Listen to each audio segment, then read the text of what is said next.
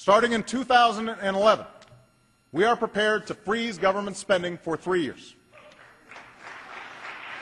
Spending related to our national security, Medicare, Medicaid, and Social Security will not be affected. But all other discretionary government programs will.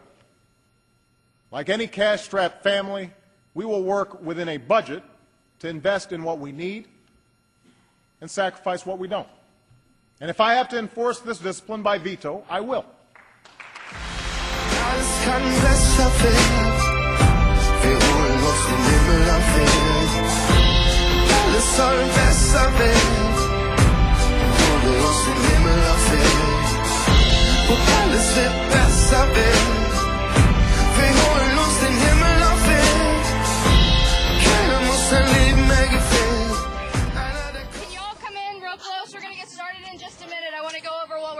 Okay?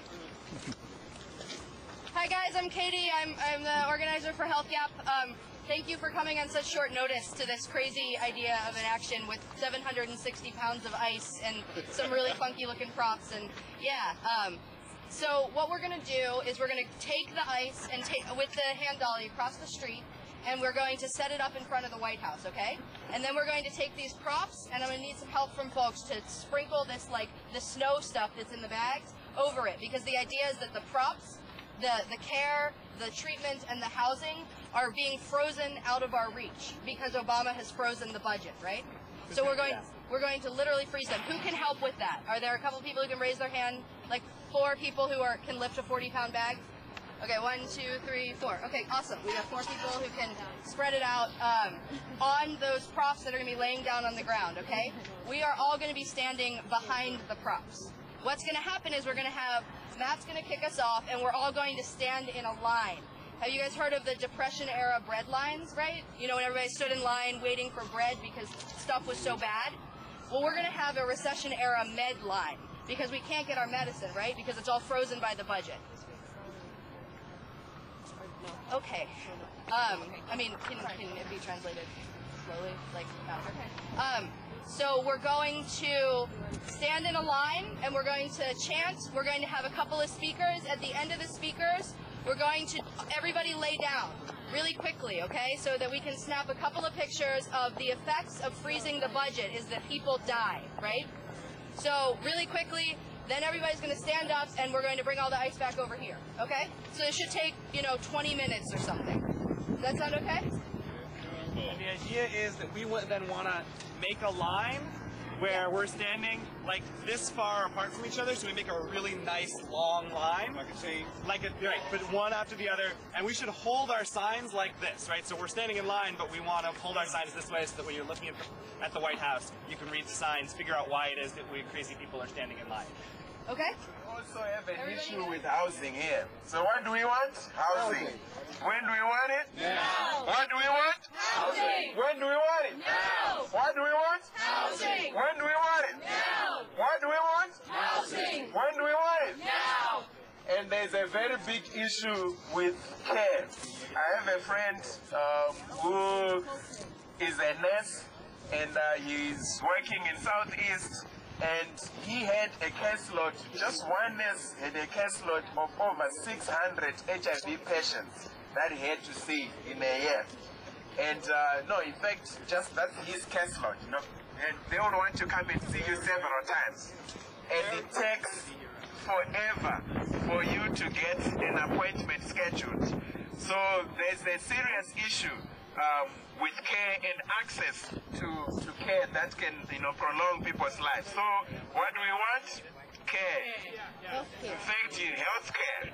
And when do we want it? Now. What do we want? Health care. When do we want it? Now. What do we want? Health care. When do we want it? Now. What do we want? Health care. When do we want it? Now. What do we want? Health care. When do we want it? Now. What do we want? Health care. When do we want it? Now. And I think part of our message as well to President Obama is that there's still a couple of hours to edit that speech and bring it out different from what we read in the Times yesterday.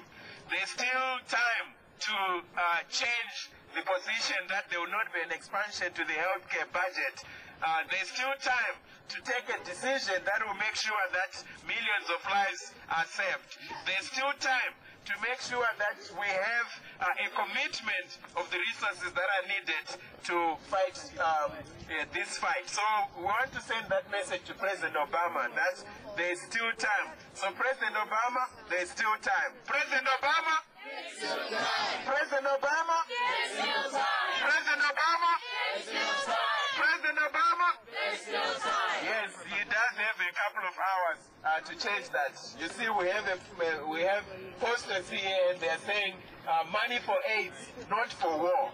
And this is a message that we've been chanting for years now. But again, it does not seem like our voices are getting through. This is why we've now resorted to these sudden high-impact actions.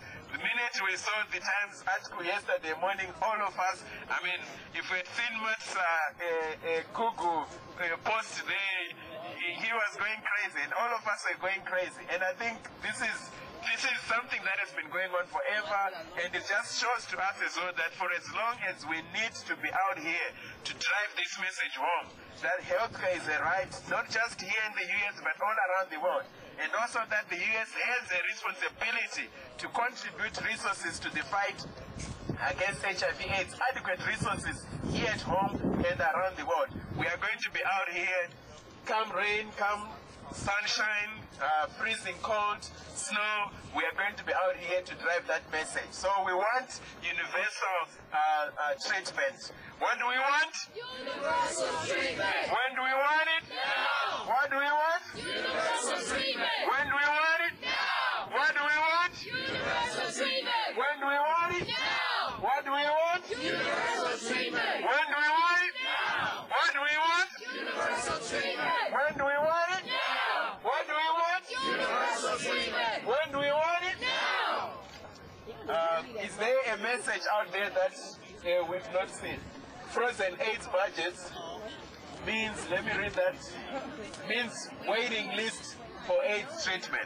And this is again a big reality, especially in Africa and the rest of the developing world, where doctors can only take in a new patient when someone else dies. So there are people who are waiting for someone to die for them to access treatment.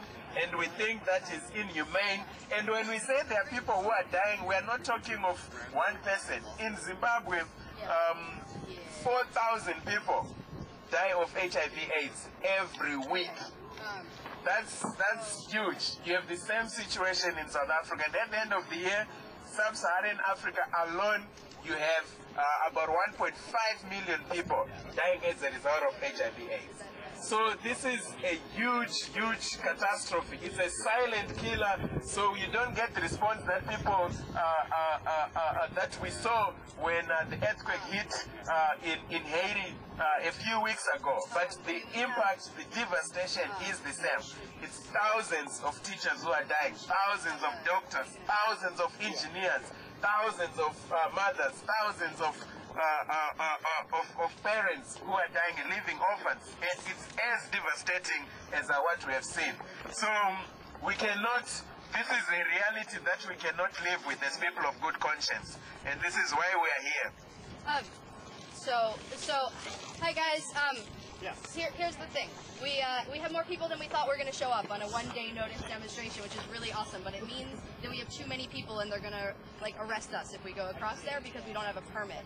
So I'm asking if there are 10 people here who can self-volunteer to go stand in the corner or something, because otherwise we're all going to get arrested, and that's no good. And we're trying to get a permit on the phone. We'll try to bring you back in, but at this point, regulations that govern what goes on up here.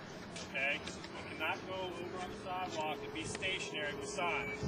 Okay, it's against the law. You'll be subject to arrest. We arrested 13 people yesterday for the very same thing. Right, they're still in jail today. So depending on where you're from, if you're from DC or in the area, you can pay out today with a $100 fine to be in jail most of the day.